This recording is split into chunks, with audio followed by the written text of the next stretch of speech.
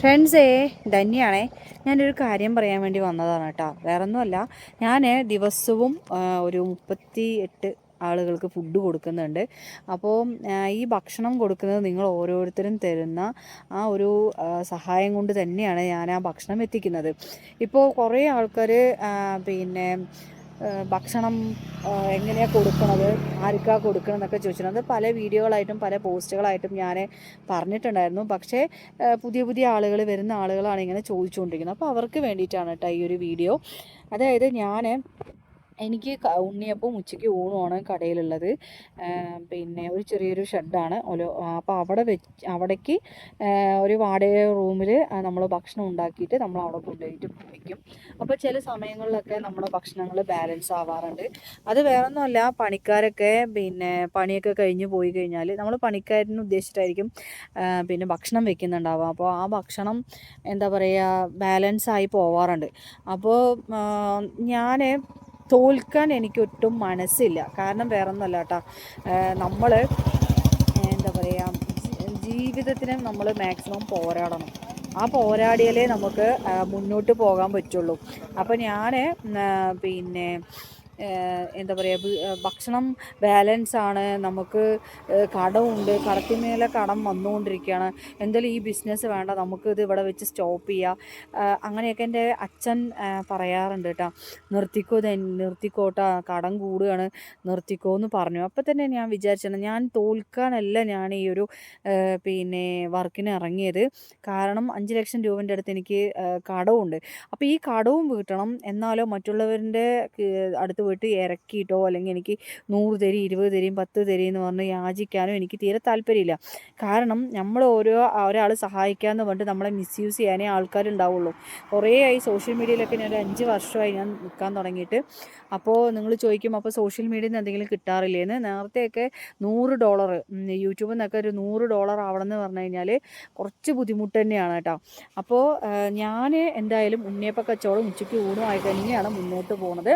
അപ്പോൾ ഈ ഗ്യാസിൻ്റെ കാര്യം കൊണ്ട് നമ്മുടെ ഉണ്ണിയപ്പം സ്റ്റോപ്പ് ചെയ്യേണ്ട ഒരു അവസ്ഥ വന്നിട്ടുണ്ടായിരുന്നു. ഇപ്പം നമ്മളത് വീണ്ടും റീസ്റ്റാർട്ട് ചെയ്തിട്ടുണ്ട്. അങ്ങനെ ഈ ഒരു കച്ചവടം കൊണ്ടാണ് ഞാൻ എൻ്റെ മക്കളെ പോറ്റുന്നത്. അപ്പോൾ ഒരുപാട് പ്രതിസന്ധികളുണ്ട് ഈ ഒരു ഭക്ഷണം വെക്കുന്നതിലും നമ്മളതിനെ മറ്റുള്ള ആളുകളിലേക്ക് എത്തിക്കുന്നതൊക്കെ. ഭക്ഷണം നന്നെങ്കിൽ നമ്മുടെ അടുത്ത് എല്ലാ ആളുകളും എത്തുകയും ചെയ്യുന്നുണ്ട്, വന്ന ആളുകൾ സ്ഥിരമായിട്ട് വരാറുമുണ്ട്. പക്ഷേ വർക്ക് അവിടെ അല്ലെങ്കിലാണ് പ്രശ്നം. കാരണം നമ്മൾ ചെറിയൊരു ഷെഡ് വെച്ചിട്ട് ഉണ്ടാക്കുന്നതല്ലേ. അപ്പോൾ അന്നന്നാൾ പോയാലേ നമുക്ക് ആ ഒരു ബിസിനസ്സിൽ എന്തെങ്കിലും ഒരു കിട്ടുള്ളൂ. അപ്പോൾ അങ്ങനെ ഇരിക്കുമ്പോൾ ഒരുപാട് ചോറ് ബാലൻസായി, മിക്കപ്പോഴും അത് ബാലൻസ് ആവാറുണ്ട്. അപ്പോൾ എനിക്ക് ഭയങ്കര വിഷമം തോന്നി. കാരണം ഇതിങ്ങനെ ആയാൽ ശരിയാവില്ല. വിശക്കുന്നവർക്ക് നമ്മൾ ഭക്ഷണം കൊണ്ടെത്തിക്കണം എന്ന് വിചാരിച്ചിട്ട് ഞാൻ വിശക്കുന്ന ആളുകൾക്ക് കൊണ്ടുപോയിട്ട് ഭക്ഷണം എത്തിക്കുകയായിരുന്നു. അങ്ങനെ അത് ആദ്യം 2 തുടങ്ങി, പിന്നെ 5 തുടങ്ങി, പിന്നെ 10 ഇപ്പോൾ അത് 38 പേർക്ക് എത്തിയിട്ടുണ്ട്. 39 പേർക്ക് ഒരെണ്ണം ഞാൻ എക്സ്ട്രാ കൊടുക്കുന്നുണ്ട് കേട്ടോ. അതും കൂടെ ഞാൻ പറയില്ല. 39 പേർക്ക് ഞാനിപ്പോൾ ഭക്ഷണം കൊടുക്കുന്നുണ്ട്. അപ്പോൾ 80 രൂപയാണ് ഒരു ഊണിന്. ആ ഊണിലുള്ളത് കോഴി, കുമ്പളങ്ങ, മീൻചാറ്, സാമ്പാർ, അച്ചാറ്, രസം, പിന്നെ മീൻ വറുത്തത് അല്ലെങ്കിൽ ഓംലേറ്റ്, അങ്ങനെ ഏതെങ്കിലും ഒന്ന് ഞാൻ വെക്കുന്നുണ്ട് കേട്ടോ. അപ്പോൾ ഇതൊക്കെ നമ്മൾ കൊടുക്കുന്നത് അവർ നന്നായി കഴിക്കണം. 65 വയസ്സിന് മുകളിൽ പ്രായമായ അച്ഛന്മാർക്കും അമ്മമാർക്കുമാണ് ഞാൻ കൊടുക്കുന്നത്. അപ്പോൾ ഒരാൾ പറഞ്ഞു, എന്താണ് വീടുള്ളവർക്കല്ലേ നീ ഭക്ഷണം കൊടുക്കണമെന്ന് ചോദിച്ചു. അതായത് ഞാൻ പട്ടിണിയാണ്, എനിക്ക് ഭക്ഷണം തരുമെന്ന് പറഞ്ഞിട്ട് ചോദിക്കാൻ മടിയുള്ളൊരു അച്ഛനുണ്ട് ആ കൂട്ടത്തിൽ. ഒന്നല്ല, ഒരുപാട് ആളുകളുണ്ട്. അവരൊക്കെ നല്ല പ്രായത്തിൽ നല്ല രീതിയിൽ പണിയെടുത്ത ആൾക്കാരാണ്. പക്ഷേ അവർക്ക് പുറത്ത് പറയാൻ പറ്റില്ല. മക്കൾ നോക്കുന്നില്ല, മരുമക്കൾ നോക്കണില്ല, അങ്ങനെയൊന്നും അവർക്ക് പുറത്ത് പറയാൻ പറ്റുന്നില്ല. അവർ ഒരു നേരത്തെ ഭക്ഷണത്തിന് വേണ്ടിയിട്ട് ഒരു 12:30 മുതൽ 1:30 വരെ അവിടെ നിൽക്കുന്നുണ്ടെങ്കിൽ അത് അർഹതപ്പെട്ട ആളുകളാണ്, അത് വേണമെന്ന് പറഞ്ഞിട്ടുള്ള ആളുകളാണ് അവിടെ വന്ന് നിന്നിട്ടുള്ളത്. അപ്പോൾ എന്തായാലും പിന്നെ ഇങ്ങനെയുള്ള പാവപ്പെട്ട ആളുകൾക്ക് വേണ്ടിയിട്ട് ഞാൻ ഭക്ഷണം വെച്ച് കൊടുക്കുമ്പോൾ ഇത് ഓർഡർ തരുന്ന നിങ്ങൾ ഓരോരുത്തർക്കും അവരുടെ പ്രാർത്ഥനയും അതുപോലെ തന്നെ ദൈവത്തിൽ നിന്നൊരു കരുതലും ഉണ്ടാവും. ഒപ്പം തന്നെ നിങ്ങൾ ചെയ്യുന്ന പുണ്യപ്രവൃത്തി എന്ന് പറയണത് എനിക്ക് എൻ്റെ ജീവിതത്തിലേക്കുള്ള ഒരു ചവിട്ടുപടിയും ഒരു കുടുംബത്തിനെ രക്ഷപ്പെടുത്തുകയും അതേപോലെ ഇത്രയും ആളുകളുടെ വിശപ്പ് മാറുകയാണ് ചെയ്യുന്നത് നിങ്ങൾ ഓർഡർ തരുമ്പോൾ.